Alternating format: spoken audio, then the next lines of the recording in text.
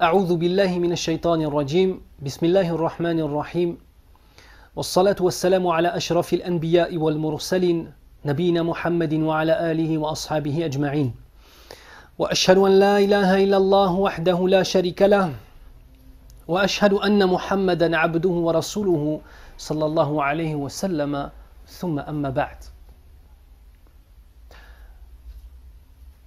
Une question se pose. Pourquoi changer de vie? Pourquoi passer d'un mode de vie précis à un autre? Pourquoi arrêter de faire un certain nombre d'actions qu'on nous déclare comme étant illicites, comme étant contraires à la volonté d'Allah Azza wa Jal, de ce qu'il aime?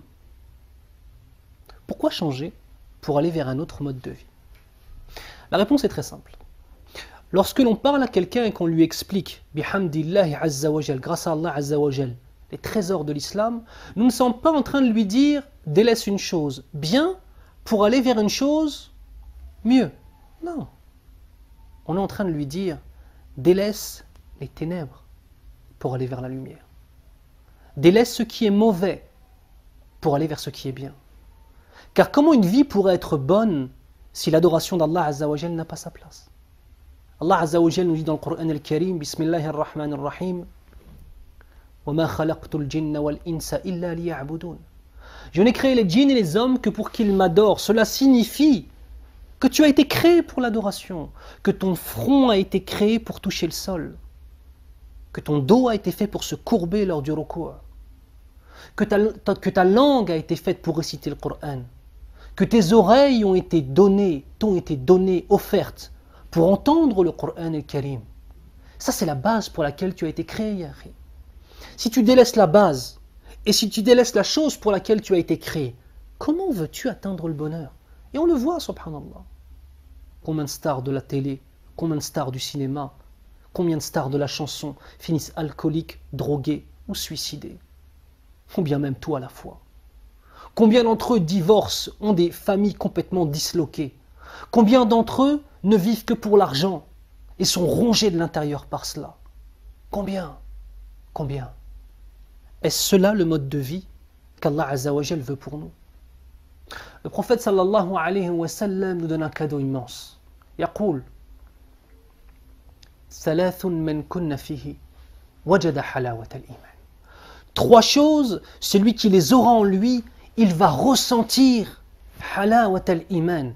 Textuellement parlant, les sucreries de la foi.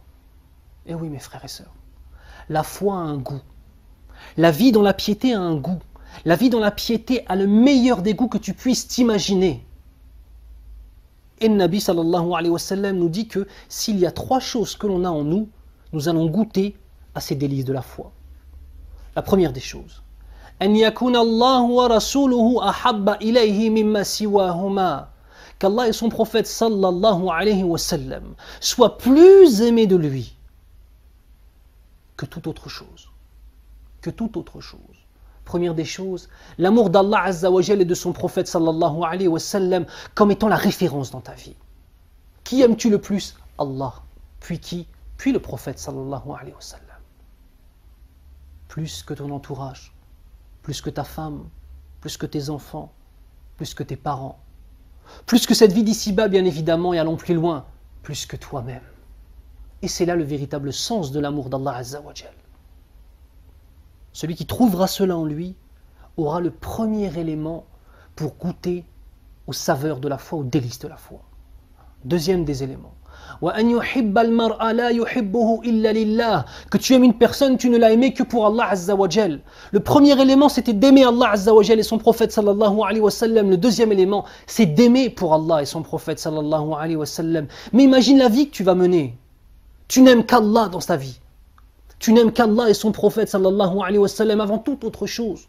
Et de cet amour pour Allah, naît l'amour pour les autres. Et c'est ça la définition de l'amour fi sabilillah. Ton amour pour les gens est basé sur l'amour que tu as d'Allah Azza wa Jal. Enfin, troisième des dimensions, وَأَنْ يَكْرَهَ الرَّجُلُ أَنْ يَعُودَ فِي الْكُفْرِ بَعْدَ أَنْ أَنْقَذَهُ اللَّهُ مِنْهُ كَمَا يَكْرَهُ أَنْ يُلْقَى فِي النَّارِ. Et que la personne qu'Allah Azza wa Jal a sortie de la mécréance déteste autant retourner à la mécréance que d'être jeté au feu. ici, c'est l'amour de ce qu'aime Allah et détester ce qu'Allah déteste.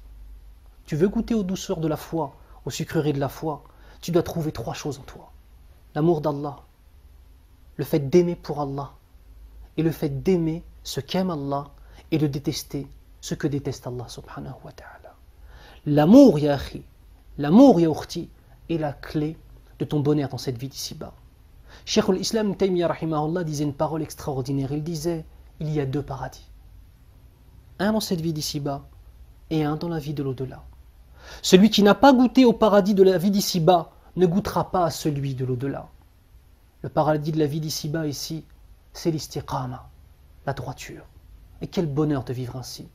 Il y a une parole de Salaf qui dit, si les rois savaient ce qu'il y a dans nos poitrines, ils nous combattraient pour tenter de nous l'arracher. Wallahi, le plus riche des hommes, celui qui a la plus belle des femmes, celui qui a le plus grand nombre de biens que tu puisses t'imaginer, ne possède rien face à celui qui a dans son cœur l'amour d'Allah Azza wa Jal. Alors que veux-tu prendre? Comment veux-tu vivre? Dans quoi est-ce que tu veux t'investir? Je te jure devant Allah que ce que tu ressens pendant le Hajj, lorsque tu es en face de la Kaaba, à la Mecque, que tu lèves tes mains et que tu implores Allah Azza wa Jal de te faire rentrer au paradis, je peux te jurer devant Allah Azza wa Jal que le plaisir que tu ressens à ce moment-là, le bien-être, as-sakina, le bien-être que tu ressens à ce moment-là est un bien-être qui est tellement supérieur à tout ce que tu peux avoir de bien-être lié à cette vie d'ici-bas. C'est un avant-goût de l'au-delà. Pense au paradis, Akhi. Pense au paradis, Urti. Pense à ce qui t'attend si tu fais partie de ceux qui savent réellement adorer Allah Azza wa Jal. Subhanallah. La vie d'ici-bas n'est qu'illusion. Et la seule chose qui est réelle, c'est l'adoration de notre Seigneur. Alors que vas-tu choisir? Que vas-tu choisir entre un repas mis sur une table somptueuse, le meilleur des repas, aux saveurs les plus fines et les plus magnifiques que tu puisses t'imaginer, entre ce repas-là et une assiette dans laquelle nous allons mettre des ordures? Lequel des 2 repas tu vas vouloir prendre? Tu veux prendre cette vie d'ici-bas, qui sera les ordures, ou tu veux préparer ton au-delà, qui est le repas à la meilleure des odeurs, au meilleur des saveurs et à la plus belle des apparences? Que choisiras-tu? Je demande à Allah Azza wa Jal de faire en sorte que nous choisissions le meilleur des repas, ayant la meilleure des odeurs, les plus exquises des saveurs et la plus belle des apparences. Subhanakallahumma wa bihamdik, ashhadu an la ilaha illa ant, astaghfiruka wa atubu ilayk.